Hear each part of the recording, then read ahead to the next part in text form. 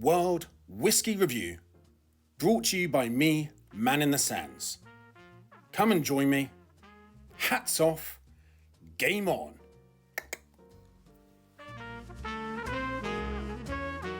Welcome to Man in the Sands. We are back, and we're back with a bang. We are looking at entry point smoky peat bombs.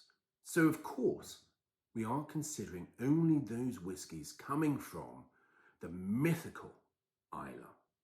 Why is Islay mythical? Think Lagavulin, think Lefroy, think Kalila, Bruichladdich, Bowmore. Need I go on? Ardnahoe is a new one that has come out, still yet to produce its new expression. We have Kilcommon, which is getting more and more popular, relatively new, came out in 2005, it began its distillery. What does it all mean? Simply put, do you want to try something peaty and smoky if you're new to whiskey? And if you do, you're going to look to Islay. Maybe you have a mature palate and you favour the complex, complicated, dancing whiskies or peat smoke bombs like Lagavulin. If you're unsure, you may want to jump shore off the island of Islay and quickly rush to the sanctuary of Jura, its neighbouring island, something I'm currently drinking. And on that note, hats off, game on.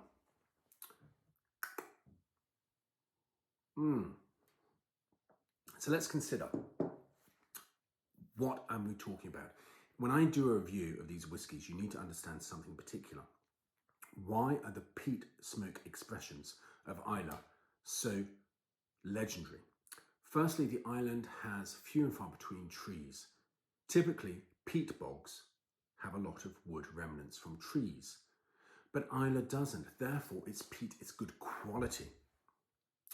You take the peat, you burn it. The smoke from the peat hits the drying barley. More smoke for over a longer exposure time on the drying barley. Higher parts per million of phenol.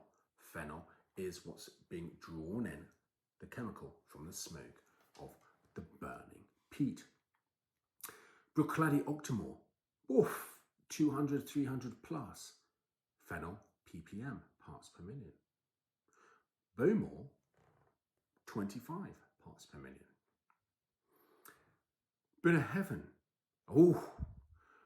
Ardnahoe, which one's that? Ardnahoe is the label that looks like it's come from a Welsh village. Lots of consonants, don't know how to pronounce it. Ardnahoe, not Bunny Heaven.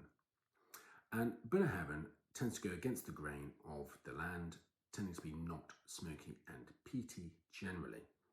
But it does produce some interesting, often export, blended single malt whiskies.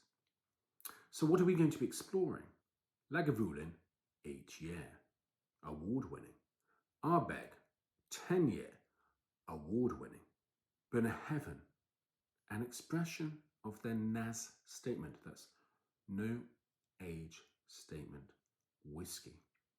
Slightly pricier than the entry points, and Lefroy with an entry point. Now, what does that mean? We're expecting smoke, peatiness, medicinal iodine tasting, hopefully smooth, not harsh. These whiskies generally will not benefit from a drop of water.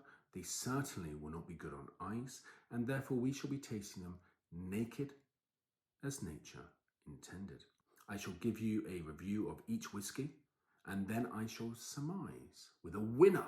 So remember, Islay quality peat, parts per million phenol, smoky, peaty, heavy-hitting whiskey, and more importantly, is it worth it when you're a novice with an immature palate? Are the entry point whiskies good enough for a mature palate?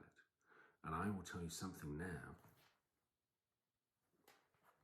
I'm going to destroy a very well-known whiskey distillery because their entry point is horrific. So there we go.